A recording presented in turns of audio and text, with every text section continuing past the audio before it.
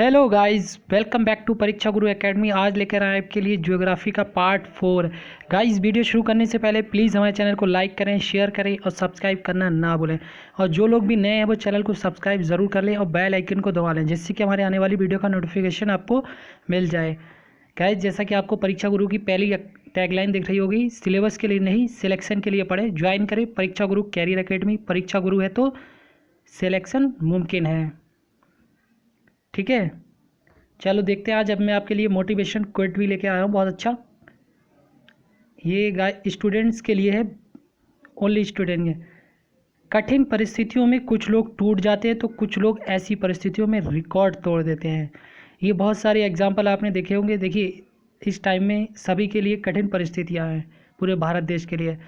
तो क्या है, कठिन परिस्थितियों में कुछ लोग टूट जाते हैं और कुछ लोग ऐसी परिस्थितियों में रिकॉर्ड तोड़ देते हैं। तो इसीलिए आपके पास बहुत ही अच्छा मौका है, आप इस मौके को गंवाएं ना। अपनी प्रॉपर पढ़ाई करें। आपके लिए पढ़ाई का सबसे बेस्ट टाइम है ये गाइस, सबसे बेस्ट टाइम। आप अच्छे से पढ़ सकते हैं। कोई भी चीज़ अगर आपको नहीं समझ में आ रही तो आप अच्छे से इस टाइम में समझ सकते हैं। मौका है आपके पास। ठीक है, ये इसका स्क्रीनशॉट ले लो सारे लोग। चलो शुरू करते हैं। देखते हैं पहला क्वेश्चन देखते हैं। हमारी, थोड़ा सा जूम कर लेते हैं। ठीक है, आप ठीक रहेगा। हमारी गैलेक्सी की आकृति है दीर्घवृत्तीय, वृत्तीय, सर्पिल या परवलयीय। तो हमारी गैलेक्सी की आकृति कैसी है? गैलेक्सी को क्या बोलते हैं? तो गैलेक्सी को क्या बोला जाता है? तो गैलेक्सी को बोलते हैं आपका मंदाकिनी। देखिए, मैं इससे रिलेटेड कुछ चीज़ें बता रहा हूँ, आप नोट भी कर सकते हैं, ध्यान से सुने। गाइस, मेरा मतलब ये है कि आपको एग्ज़ाम के लिए तो पढ़ाऊँ उसके साथ ही आपको थोड़ा सा अवेयरनेस भी हो, चीज़ों के बारे में पता हो। हमारा पूरे ब्रह्मांड जो है बना हुआ, ठीक है, पूरी जितना भी यूनिवर्स है, इसके अंदर लगभग 100 अरब क्या हैं आपके? 100 अरब मंदाकिनी हैं और प्रत्येक मंदाकिनी में 100 अरब तारे हैं। आप सोचिए कितने बड़े, जिसमें से एक मंदाकिनी आपकी मिल्की वे है, जो पृथ्वी की अपनी खुद की मिल्की वे कौन सी है? वो मंदाकिनी है, मिल्की वे, या जिसे दुग्ध मेखला कहा जाता है। ठीक है, तो हमारी गैलेक्सी की आकृति कैसी है? तो इसका राइट आंसर हो जाएगा ऑप्शन सी, सर्पिल आकार की। सर्पिल आकार कैसा होता है? ये कुंडली वाला होता है, इस तरीके से कुंडली वाला आकार सर्पिल बोला जाता है। ठीक है, चलो देखते हैं क्वेश्चन नंबर सेकंड। पृथ्वी किस गैलेक्सी का भाग है? उर्सा माइनर, स्कल्प्टर, डेरको या मिल्की वे। तो पृथ्वी किस गैलेक्सी का भाग है? तो इसका राइट आंसर क्या हो जाएगा? ऑप्शन डी, मिल्की वे। पृथ्वी जो है, पृथ्वी का अपने जो मंदाकिनी है वो आपका मिल्की वे है, जिसे मिल्की वे या दुग्ध मेखला भी कहा जाता है। Question number third. सौर मंडल में ग्रहों की संख्या है 7, 8, 9, 10। गाइस, आपका आज लेवल थोड़ा इजी है, तो आज देखते हैं आप कितने क्वेश्चन कर पाते हैं सही। अब आपके एक दो क्वेश्चन गलत हो जाए तो कोई दिक्कत नहीं है, लेकिन आपके सारे क्वेश्चन राइट होना चाहिए इसमें। तो इसका राइट आंसर हो जाएगा ऑप्शन बी, 8 ग्रह हैं। ठीक है, बुध, शुक्र, पृथ्वी, पहले 4 और लास्ट के 4। बुध, शुक्र, पृथ्वी, मंगल, बृहस्पति, शनि, अरुण, वरुण। इंग्लिश वालों के लिए भी बता दूंगा जो जो नहीं समझ में आएगा। Question number 4। सबसे चमकीला ग्रह है पृथ्वी, शुक्र, मंगल या शनि। तो सबसे चमकीला ग्रह कौन सा है? तो इसका राइट आंसर हो जाएगा ऑप्शन बी, शुक्र, जिसे वीनस बोला जाता है इंग्लिश में। ठीक है, इसे बोझ का तारा, शाम का तारा भी बोला जाता है। ये पृथ्वी के आकार, घनत्व और व्यास के समान है। ठीक है, ये पृथ्वी की जुड़वा बहन भी, इसीलिए जुड़वा बहन कहा जाता है इसे। चलो देखते हैं क्वेश्चन नंबर 5। सौर मंडल में सबसे बड़ा ग्रह है पृथ्वी, मंगल, शनि या बृहस्पति। तो सबसे बड़ा ग्रह कौन सा है आपका?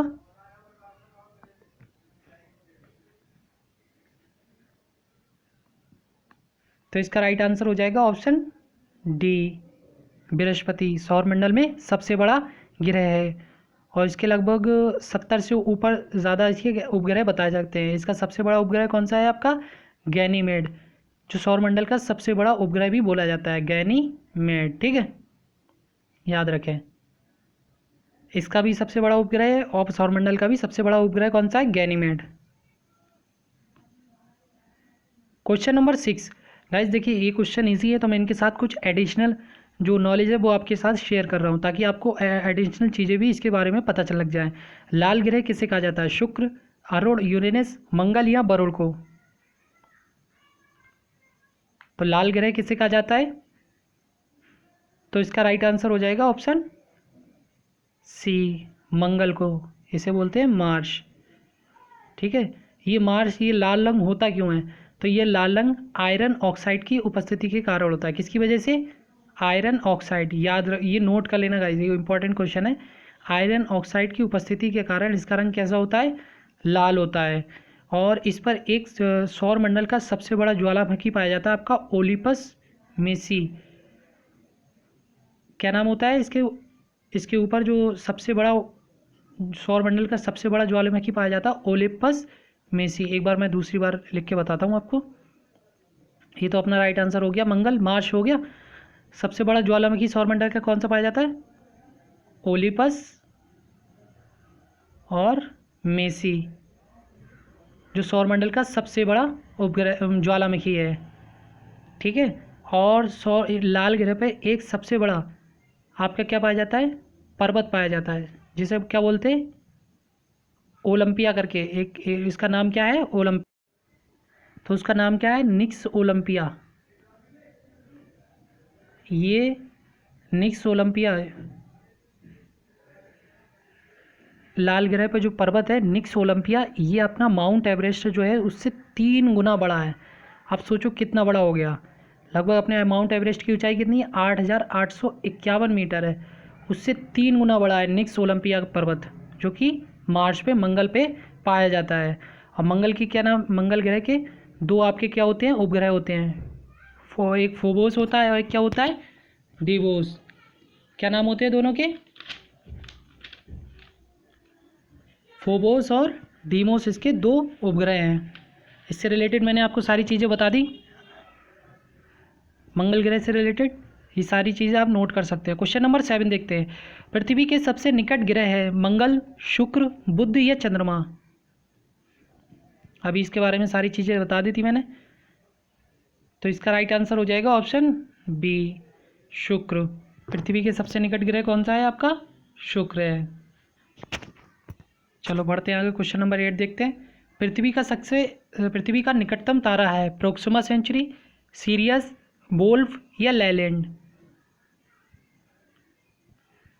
तो पृथ्वी का सबसे निकटतम तारा कौन सा है? तो इसका राइट आंसर हो जाएगा ऑप्शन ए, प्रोक्सिमा सेंचुरी बोला जाता है या सेंचुरी भी बोल देते हैं, जो कि पृथ्वी का सबसे निकटतम तारा है। क्वेश्चन नंबर 9, सूर्य के सबसे दूर स्थित ग्रह है प्लूटो, नेपच्यून, यूरेनस या जुपिटर? तो सूर्य के सबसे दूर स्थित ग्रह कौन सा है आपका? तो इसका राइट आंसर हो जाएगा ऑप्शन बी, नेपच्यून, जो कि आपका सबसे दूर है, बरोड़ ग्रह जिसे हिंदी में बोलते हैं। ठीक है, लेटा हुआ ग्रह किसे बोला जाता है? अरुण को बोला जाता है, यूरेनस को। पहले प्लूटो भी आपका ग्रह था, लेकिन 2004 में इसे अलग कर दिया गया, ग्रह की श्रेणी से निकाल के उपग्रह की श्रेणी में कर दिया गया। क्वेश्चन नंबर 10 देखते हैं। सौर मंडल का सबसे छोटा ग्रह है बुध, प्लूटो, पृथ्वी या मंगल? तो सौर मंडल का सबसे छोटा ग्रह कौन सा है?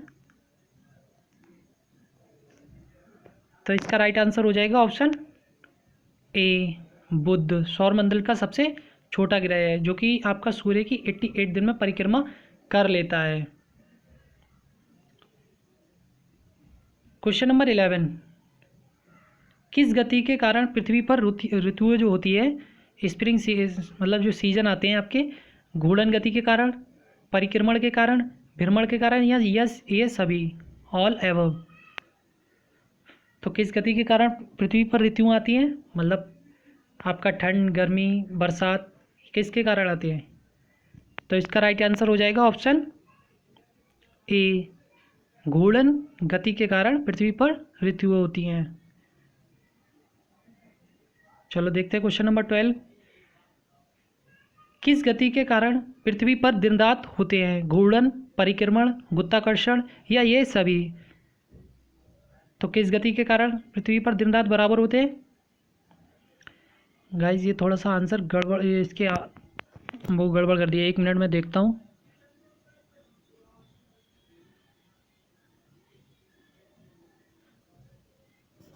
ये लिखने में ही थोड़ा सा गड़बड़ हो गया।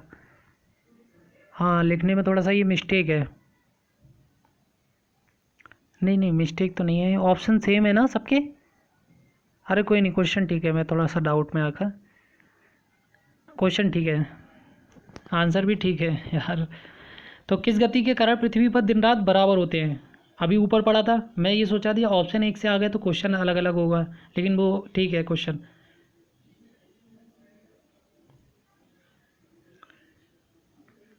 जल्दी से बताओ इसका राइट आंसर। मुझे लग रहा थोड़ा सा डाउट हो गया इसमें। चलो मैं 1 मिनट अभी देखता हूँ। इसमें भी मुझे क्वेश्चन में डाउट हो रहा है यार, जल्दीबाजी में बता देते हैं। हाँ, ये पृथ्वी पर ऋतुएं जो होती है वो आपका इसके घूर्णन के कारण नहीं होती गाइस। इसका राइट आंसर हो जाएगा ऑप्शन बी, परिक्रमण के कारण होती है। ठीक है, ये भी घूर्णन जैसा ही होता है, मतलब चारों तरफ घूमना। मैं एक ही चीज़ समझ रहा था, उसी वजह से मैंने आंसर एक बता दिया। हालांकि चीज़ें एक ही होती हैं, थोड़ा ज़्यादा डिफरेंस नहीं होता है इसमें, लेकिन इसका राइट आंसर होगा आपका परिक्रमण। तो किस गति के कारण पृथ्वी पर ऋतुएं होती हैं? तो परिक्रमण। गाइज इस बात में मत रहा करो कि मैं आपको कोई भी क्वेश्चन गलत, अगर गलत हो भी जाता है धोखे से, तो मैं आपको बाद में करेक्ट करवा देता हूँ। आपने देखा होगा जैसे हाइड स्पीच और उसके बारे में थोड़ा सा गलत हो गया था, लेकिन वो तो मैंने जानबूझ के बताया था। एक कुमार गुप्त वाला गलत मैंने बता दिया था, 1415 निकल गया था। वो थोड़ा सा गलत हो जाता है कभी कभी, मतलब फिलो में होते हैं तो निकल जाता है। तो इसका राइट आंसर क्या होगा? तो इसका राइट आंसर हो जाएगा ऑप्शन ए, घूर्णन गति के कारण पृथ्वी पर दिन रात बराबर होते हैं। ठीक है, ऋतुएं जो होती हैं वो होती हैं आपकी परिक्रमण के कारण, और जो पृथ्वी पर दिन रात होते हैं बराबर दिन रात होते हैं, वो घूर्णन के कारण होते हैं। ठीक है, याद रखना ये क्वेश्चन। Question number 13। दिन और रात कहाँ बराबर होते हैं? कर्क रेखा पर, मकर रेखा पर, विषुवत रेखा पर या ध्रुव पर? मैं स्टूडेंट्स में क्या करता हूँ कि एक क्वेश्चन को मैं सोचता हूँ कि एक क्वेश्चन के ऐसे टाइप वाले कुछ सारे क्वेश्चन ले लो जिससे कि आपको चीज़ें अच्छे से समझ में आ जाएं। जैसे कि अभी जो आपने दिन रात वाला चल रहा है, तो मैंने 3 क्वेश्चन ले लिए एक ही जगह से, ताकि आपको चीज़ें पता लगे कि हाँ ऐसे ऐसे क्वेश्चन भी आता है। तो दिन रात कहाँ बराबर होते हैं? तो इसका राइट आंसर हो जाएगा ऑप्शन सी, विषुवत रेखा पर दिन रात क्या होते हैं? बराबर होते हैं, इक्वेटर लाइन पे। इसके बारे में मैं थोड़ा सा एक्सप्लेन कर देता हूँ। देखो, ये होता है अपना पृथ्वी का भाग, ऊपर होता है आपका नॉर्थ उत्तरी गोलार्ध होता है, नीचे आपका दक्षिणी गोलार्ध होता है। ये आपकी क्या होती है? कर्क रेखा होती है। ये आपकी क्या होती है? मकर रेखा होती है। इसे आपका क्या बोलते हैं? कैंसर लाइन बोलते हैं इसे। आपकी मकर रेखा होगी, इंग्लिश में क्या कहते हैं, चलो कोई नहीं। मकर रेखा साउथ वाली मकर रेखा होती है, ऊपर कर्क रेखा होती है। ठीक है, तो ये वाला जो यहाँ पर क्या होता है, दिन रात बराबर होते हैं। क्वेश्चन नंबर 14 देखते हैं। 2 अक्षांशों के बीच की दूरी होती है 107 किलोमीटर, 111 किलोमीटर, 115 किलोमीटर या फिर 121 किलोमीटर। अच्छा क्वेश्चन है। अक्षांश रेखाएं कैसी होती हैं? ऐसी ऐसी होती हैं। देशांतर रेखाएं आपकी कैसी होती हैं? ऐसी ऐसी होती हैं। इन्हें बोलते हैं, अक्षांश रेखाओं को बोलते हैं लैटिट्यूड, और जो आपका देशांतर रेखाएं होती हैं उन्हें लैटिट्यूड बोलते हैं, और जो जो ऊर्ध्वाधर रेखाएं होती हैं उन्हें एल्टीट्यूड बोलते हैं। क्या बोलते हैं? एल्टीट्यूड बोलते हैं। और जो देशांतर रेखाएं होती हैं उन्हें लैटिट्यूड बोलते हैं। अब इसे कैसे याद रखना है? कभी कभी एल्टीट्यूड और लैटिट्यूड करके पूछ लिया जाता है। तो जो लेटी रेखाएं होती हैं अक्षांश रेखाएं कहलाती है, तो लैटिट्यूड कहेंगे, और जो ऊर्ध्वाधर रेखाएं होती हैं उन्हें क्या कहेंगे? एल्टीट्यूड बोलेंगे, देशांतर रेखाएं जिन्हें बोलेंगे। ठीक है, तो इसका राइट आंसर हो जाएगा ऑप्शन बी, 111 किलोमीटर। 2 अक्षांशों के बीच की दूरी जो इस तरीके से होती है, जैसे एक यहाँ पर एक यहाँ पर, तो इनके बीच की 111 किलोमीटर की दूरी होती है। Question number 15। निम्न में से पृथ्वी का उपग्रह है चंद्रमा, गैनीमेड, फोबोस और डेमोस, तो कौन सा है इसका? इजी क्वेश्चन है गाइस, आराम से सारे लोग आंसर आ गए, कुछ लोग गए। तो इसका राइट आंसर हो जाएगा ऑप्शन ए चंद्रमा। पृथ्वी का एकमात्र उपग्रह आपका चंद्रमा है। गैनीमेड किसका है? आपका जुपिटर का, बृहस्पति का, ठीक है। और फोबोस और डीमोस ये किसके हैं? मार्स के, मंगल ग्रह के उपग्रह हैं फोबोस और डीमोस। चलो क्वेश्चन नंबर 16 देखते हैं। निम्न में से किस तिथि को दिन रात बराबर होते हैं? 21 मार्च, 23 सितंबर, 22 सितंबर, या ऑप्शन डी ए और बी दोनों? तो किस दिन रात बराबर होते हैं? तो इसका राइट आंसर हो जाएगा ऑप्शन डी, ए और बी दोनों। 21 मार्च और 23 सितंबर को दिन रात क्या होते हैं? बराबर होते हैं। Question number 17।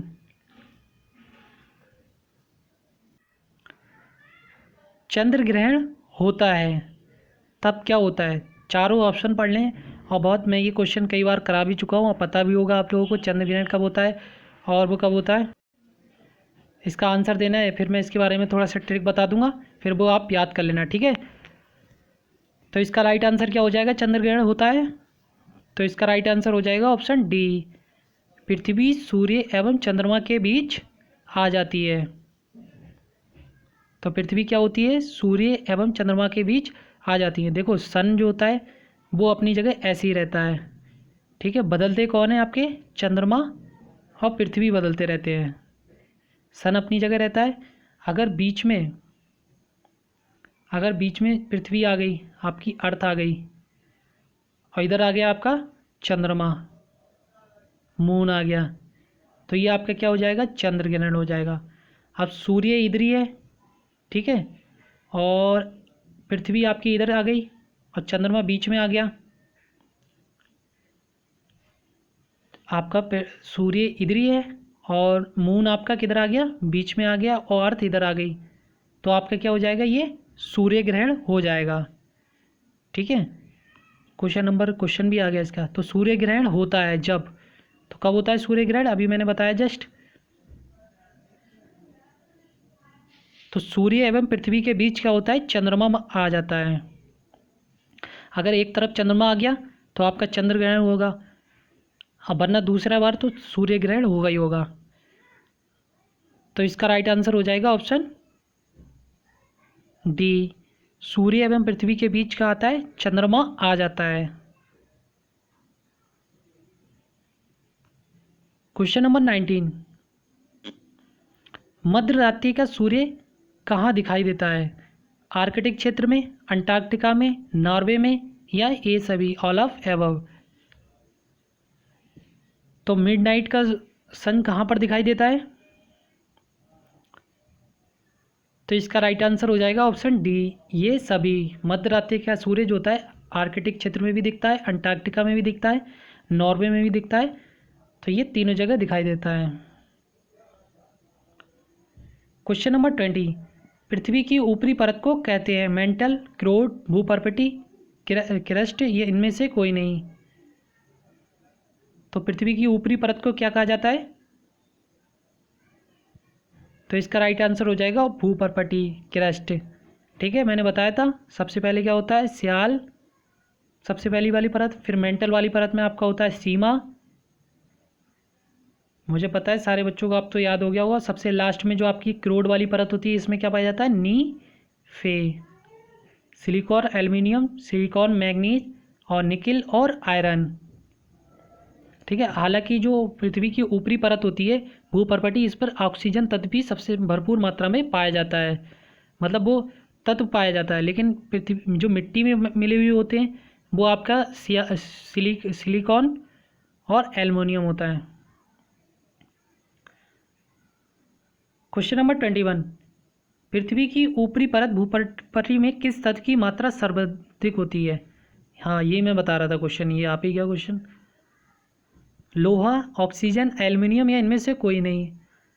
तो जो सर्वाधिक तत्व पाया जाता है, मात्रा सर्वाधिक होती है, तो इसका राइट आंसर हो जाएगा ऑप्शन बी, ऑक्सीजन की। लेकिन जो ये मिट्टी में नहीं मिला हुआ है, ये ऊपर है, मतलब ऊपर पट्टी के ऊपर। तो किस तत्व की सबसे सर्वाधिक मात्रा है? तो आपका ऑक्सीजन में।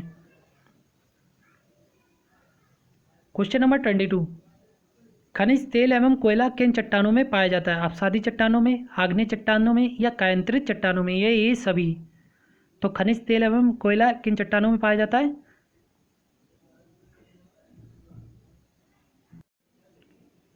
तो इसका राइट आंसर हो जाएगा ऑप्शन ए, अपसादी चट्टानों में।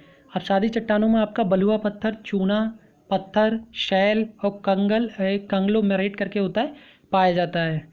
ठीक है, बाद में ये रूपांतरित चट्टानों में जब परिवर्तित होते हैं, जैसे ग्रेनाइट।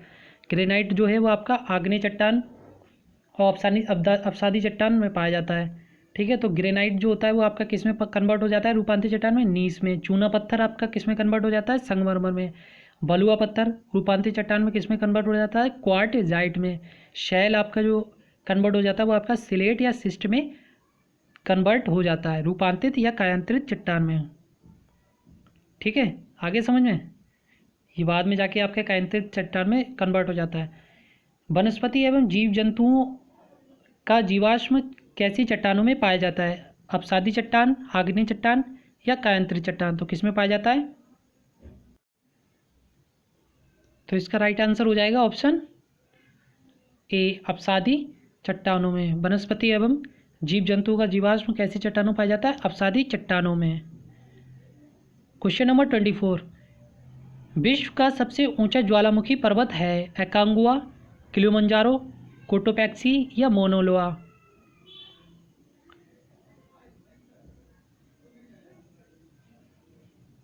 तो विश्व का सबसे ऊंचा ज्वालामुखी पर्वत, वोल्केनो पर्वत, कहाँ पर है आपका? तो इसका राइट आंसर हो जाएगा ऑप्शन सी, कोटोपैक्सी, जो कि आपका दक्षिणी अमेरिका में पाया जाता है। कहाँ पर? दक्षिणी अमेरिका में। एक और ज्वालामुखी पर्वत पाया जाता है चोम्बोरोजी करके। कौन सा?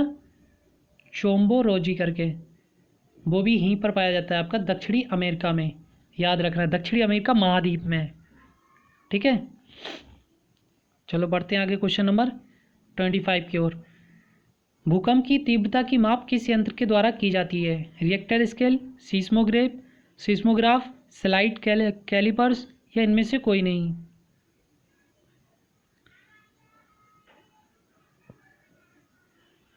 तो भूकंप की तीव्रता की माप किस यंत्र के द्वारा की जाती है?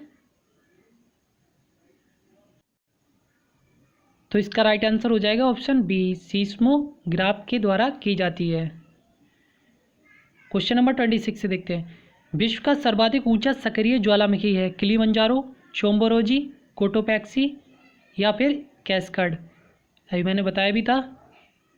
तो ये सक्रिय भी है, तो इसका राइट आंसर क्या हो जाएगा? ऑप्शन सी, कोटोपैक्सी, जो कि आपका कहाँ? दक्षिणी अमेरिका में पाया जाता है। क्वेश्चन नंबर 27, निम्न में से किस महाद्वीप में ज्वालामुखी नहीं है? एशिया, अंटार्कटिका, अफ्रीका, या ऑस्ट्रेलिया? तो किस महाद्वीप में आपका ज्वालामुखी नहीं है? एक भी ज्वालामुखी नहीं है। ये गाइस मैं क्वेश्चन आपको पहले करा चुका हूँ। तो इसका राइट आंसर हो जाएगा ऑप्शन डी, ऑस्ट्रेलिया में। ऑस्ट्रेलिया में एक भी ज्वालामुखी नहीं है। क्वेश्चन नंबर 28, विश्व का सबसे ऊंचा पठार है? अरब का पठार, मंगोलिया का पठार, तिब्बत का पठार, या कोलंबिया का पठार? तो विश्व का सबसे ऊंचा पठार कौन सा है? तो इसका राइट आंसर हो जाएगा, ऑप्शन सी, तिब्बत का पठार विश्व का सबसे ऊंचा पठार है।